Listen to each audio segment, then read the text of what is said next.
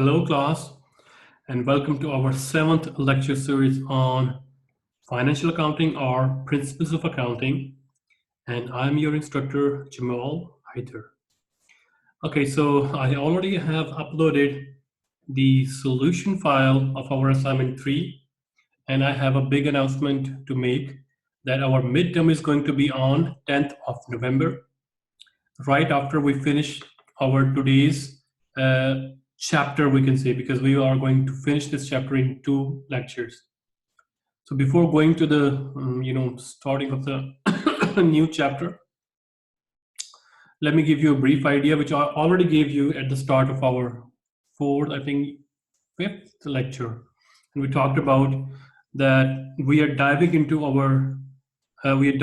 real accounting, and in this accounting we will be talking about how we are going to treat or how we are going to account for the items of balance sheet in accounting. So balance sheet items start from current assets, then fixed assets or long-term assets, and then we will finish current liabilities and then long-term liabilities, and then at the end common stock, and then we would be finishing our course. So we will talk about each and every particular items here. First, we talk about the cash, then we talk about the other stuff. So today is the topic that we will be covering as cash and cash equivalents. Okay, any question? If you have already written down for our assignments, I already sent the solution file to our WeChat group over there. So any question regarding our assignment? Okay, maybe at the end of this lecture, if you find, please do compare your answers with the solution file as well. Okay, and if you still feel any difficulty, please write us in our WeChat group, that's so that we can have some spare time to talk about that.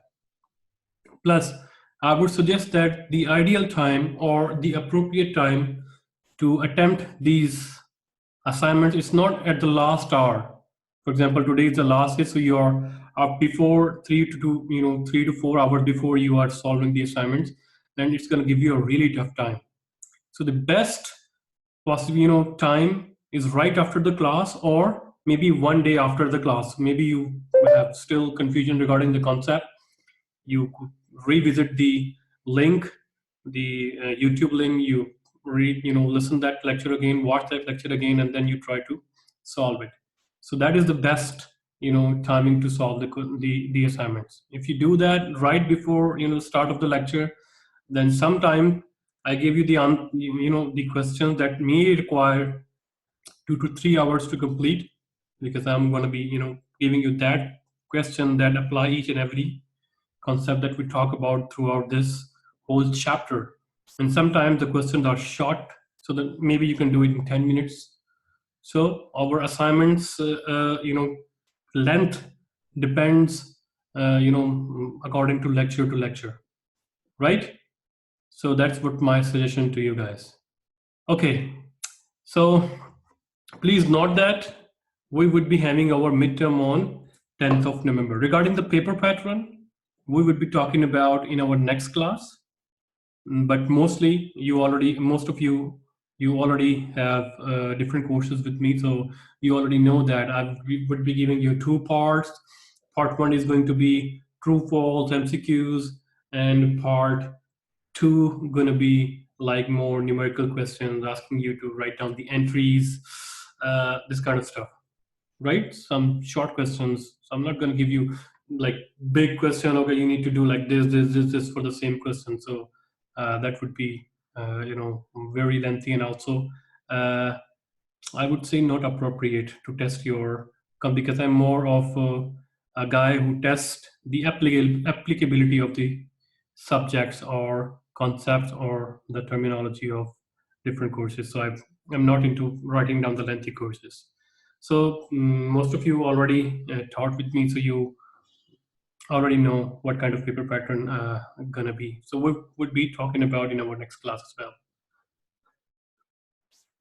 Okay, guys. So Today we are officially diving deep into the individual items of balance sheet. So today we will cover about half part of cash, but before that, why it is so much important for us to talk about cash. First of all, balance sheet start from cash because it is the most liquid asset, right? Plus, cash is the, you can say the, we already learned here in our earlier slide that the blood of any organization is cash flow, right? Plus, cash has a power, right? It has appealing power.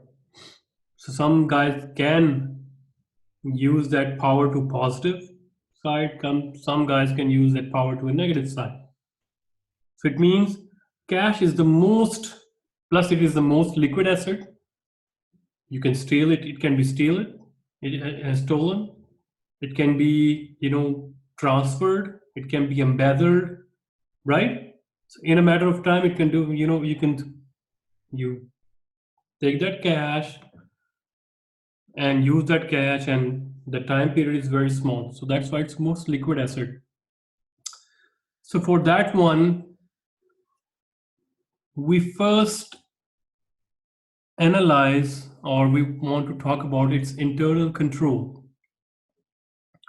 So first, we'll talk about describe fraud and its impact. That would be our first learning objective. But the the agenda or the real logic behind that is that because it is the most liquid asset, easy to steal, you have bank accounts, you can just one entry online and cash is transferred, right?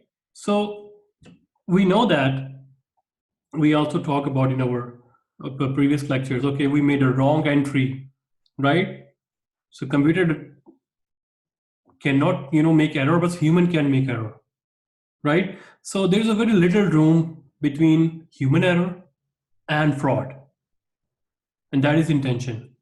If your intention is to do that, okay, your customer paid you 4,500, what would be the entry? Customer paid the business $4,500. 4,500, the same. Yeah, business received 4,500 from customer.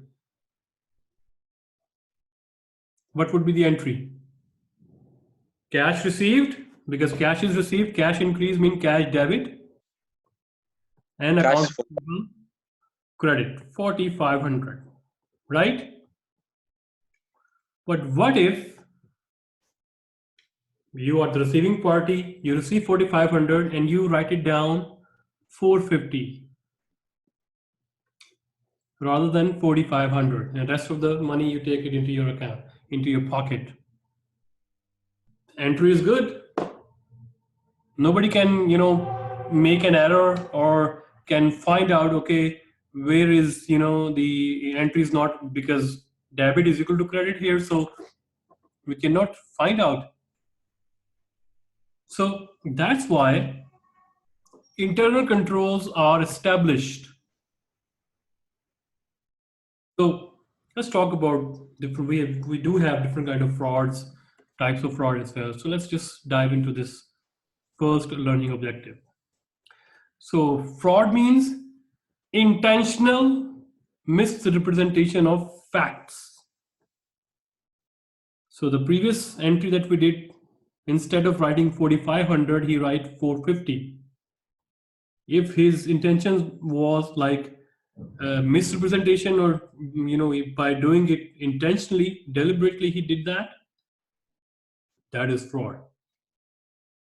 But if he write it down 450 here in the books, but he deposit in the bank 4,500, then we can match the deposit slip and his entry. Okay, it's a human error.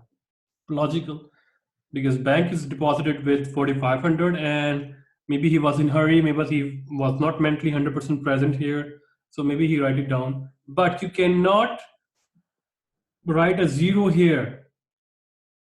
In order to write a 0 here, you cannot do that. Once entry is done, it's done. You cannot, revise that one. You have to make a new entry. And that entry description going to be, it's a human error of that entry. So we are doing this again, or the missed amount, we will do that over there. So we make it different entries, balance entry. So 4050 entry, we would do that cash 4050 against customer. And then in the bracket, we will write it down, for example, cash 40. I cannot write, why is that? Entry would be cash 4050, because if you add 450 here, answer would be 4500, right? To account receivable 4050. And in the description, you write it down like human error or recording error against entry number A or dated blah, blah, blah, blah. And your entry is complete, right? It's like you did like that. So the other fraud definition would be, it causes injury or damage to another party, right?